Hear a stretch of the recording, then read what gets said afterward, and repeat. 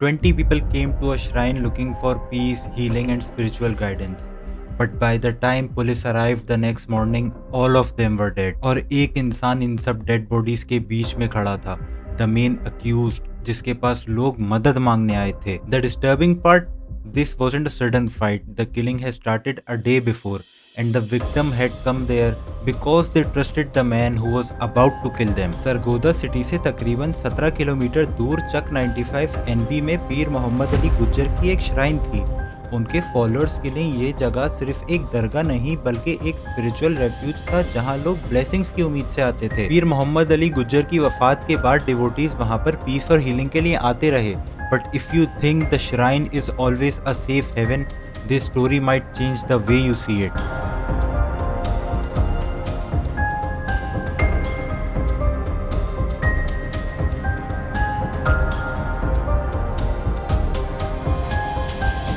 So let's dive deeper in the case regarding the Sargodha Shrine Massacre. To understand how this nightmare happened, हमें उस शख्स को समझना होगा जो इस सारी कहानी के सेंटर में था. पीर के मुरीद में से एक आदमी अब्दुल वहीद, नानका साहिब का रहने वाला, early 50s and reportedly a retired government employee. Waheed regional office of election commission of Pakistan में एक respected grade 19 retired government officer था. लेकिन रिटायरमेंट के बाद उसने खुद को एक फेथ हीलर के तौर पर प्रेजेंट करना शुरू किया.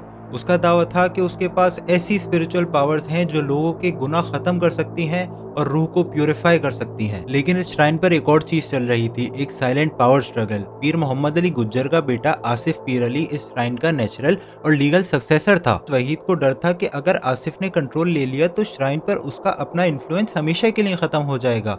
And this power struggle became the central motive behind the massacre. कहानी का असल हॉरर शुरू होता है फ्राइडे 31 मार्च 2017 की रात, जब आसिफ पीर अली और उनके कुछ खास डिवोटीज को श्राइन पर एक प्राइवेट स्पिरिचुअल सेशन के लिए बुलाया गया. उन्हें नहीं पता था कि वो एक केयरफुली प्लान ट्रैप के अंदर एंटर कर रहे हैं. पुलिस और प्रोसिक्यूशन के मुताबिक उन्हें फूड और ड्रिंक्स के जरिए इंटॉक्सिकेट किया गया. फोरेंसिक टेस्टिंग और विक्टिम्स के सैंपल में से high concentration of ethanol detect हुआ.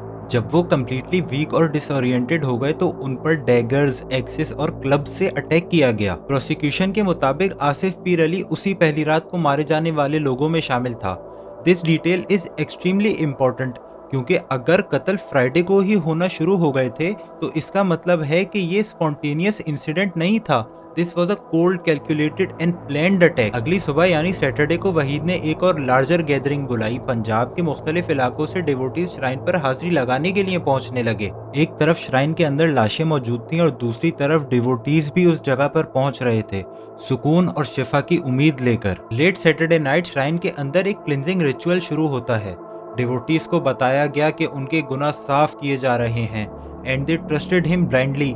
इन्वेस्टिगेटर्स के मुताबिक उन्हें पहले इंटॉक्सिकेट किया गया और फिर उन्हें अपने कपड़े उतारने का कहा गया. डिवोटीज ने इसे प्योरिफिकेशन का हिस्सा समझकर अपने कपड़े उतार दिए and they became completely defenceless.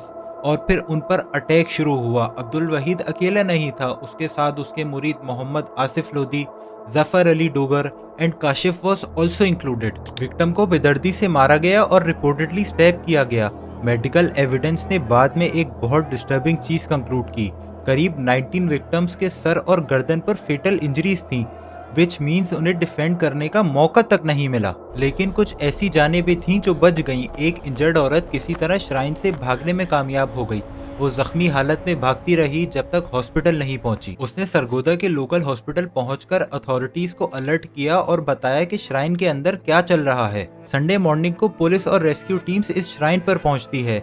जो सीन उनके सामने था वो किसी नाइटमेयर से कम नहीं था.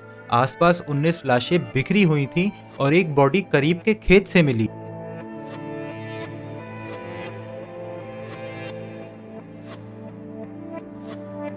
जुमे का वाक़या 3 बजे का. उनकी कैफियत थोड़ी एकदम अजीब सी होगी, हमारी कंट्रोल से बाहर होगी. जलालिया सी कैफियत आ गई. उन्होंने हमें सोटियों से, जूतियों से, बड़े बड़े डंडों से मारा. जब डंडों पे मारना शुरू किया तो हमने बचाने की बहुत कोशिश की, हमने भागने की भी कोशिश की, पर बंदे वहाँ पर ज़्यादा थे. उन्होंने हमें मूव नहीं करने दिया.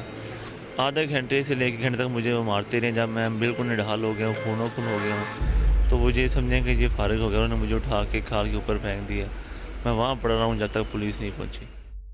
मेन अक्यूज्ड अब्दुल वहीद अभी भी वहां मौजूद था और उसके हाथ में एक ब्लड स्टेन डैगर था और उसने पुलिस को अप्रोच ना करने की वार्निंग दी, लेकिन पुलिस ने बिना देर किए वहीद और उसके 3 अकॉम्प्लिसेस को अरेस्ट कर लिया। इनफैक्ट जब पुलिस वहां पहुंची तो तीनों अकॉम्प्लिस साईं जमील नाम के एक मुरीद को बेदर्दी से मार रहे थे और पुलिस ने उन्हें रेस्क्यू किया। लॉकअप में जब वहीद से पूछा गया कि तुमने ये सब क्यों किया, तो उसके जवाब ने लोगों को हैरान कर दिया। उसने कहा कि वो मुर्दा को जिंदा करने की ताकत रखता है। उसने कहा कि किलिंग्स एक स्पिरिचुअल प्रोसेस का पार्ट थी और वो उन्हें न्यू लाइफ दे रहा था। उसने पुलिस को बताया कि उसे डर था कि आसिफ के मुरीद उसे जहर देकर मार देना चाहते थे, इसी वजह से उसने सारे आसिफ के डिवोटीज का कत्ल कर दिया।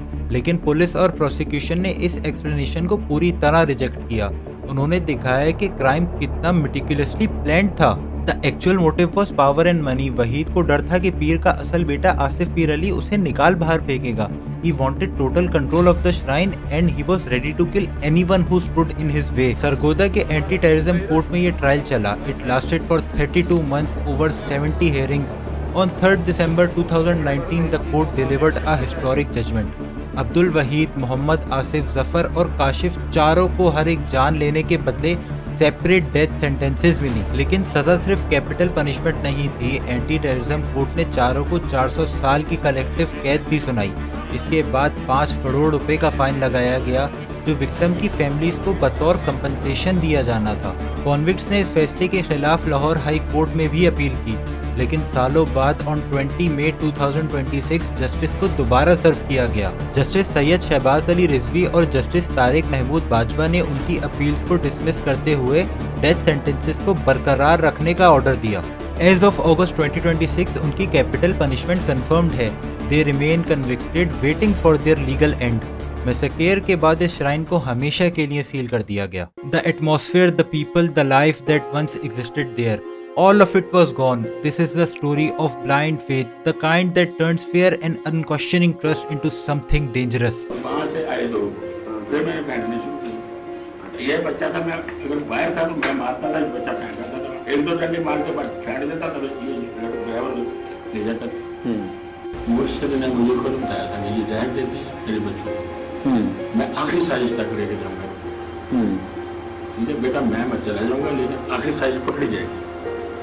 वो मेरे मारने की आखिरी साजिश जो थी वो वहाँ पकड़ी जाएगी, बस आ जाओ। Authority without accountability is always dangerous. और उस रात श्राइन में जो हुआ था वो सिर्फ कुछ मर्डर नहीं थे, बल्कि it was the moment that blind fate turn into a lethal weapon. So just remember, life is fragile, live it well, until next time, take care of yourself.